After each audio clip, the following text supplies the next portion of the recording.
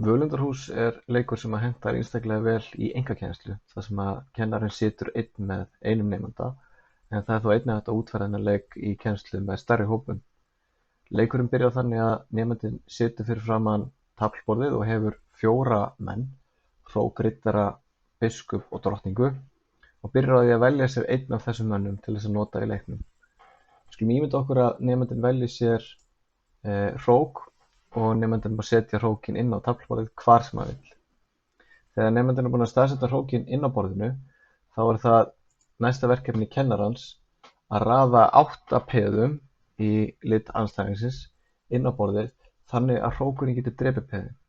Þetta reynir aðeins á kennarann að raða peðunum þannig að hægt sé að drepa peðin öll í röð, og við skulum skoða dæmi hvernig það er hægt að gera. Ef við byrjum sem sagt með hrókin hérna, þá þarf kennarinn að hugsa hvar þarf að raða peðunum inn á borðið þannig að hrókurinn getur drepið þau. Þannig ég ætla að setja eitt hér og nú er ég bara að raða þeim svona bara af handahófi hálfpartinn, en samt þannig að setja að drepa þau svona í röð. Þannig ég er að skálda hvar þau eiga að vera og það er verkefni kennarans. Og nú er staðan tilbúin og þá ættum við að sjá hana hérna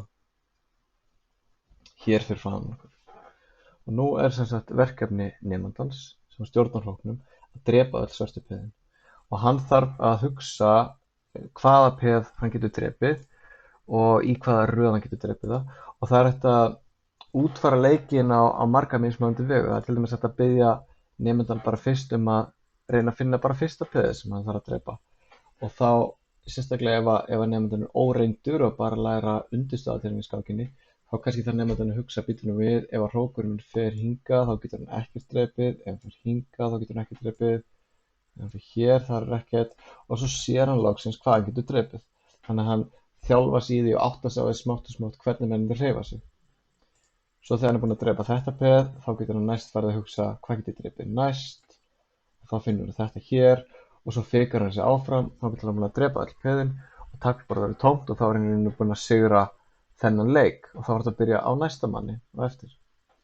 Það er hægt að gera völundarhúsið aðeins flóknara, útfæra það þannig að það henti nemendunum sem eru komin aðeins lengra. Til dæmis væri hægt að banna nemendunum að snerta taflmennina og biðja í staðinn bara að reyna að sjá alveg til enda hvaða leið hrókurinn þurfti að fara til að hreinsa borðið. Þetta reynir þá nemendan í því að hugsa fram í tímann. Þá þurfti nemendan að hugsa hérna einn leik og svo þarf hann að hugsa næsta leik og svo næsta leik. Þá getur hann búinn að hugsa 8 leiki fram í tímann, og það er mjög líklega mun gefa nemendunum ákveðið svona góða tilfinningu að hann hafi orkað einhver að geta hugsað svona langt fram í tímann. Þannig að þetta er mjög svona hvetjandi leikur og uppbyggjandi leikur, bæði fyrir þá sem eru alveg á byrjunarreit og líka fyrir þá sem eru komnir örlítið lengra til þess að þjálfa sig með þessum hlutum að hugsa fram í tímann.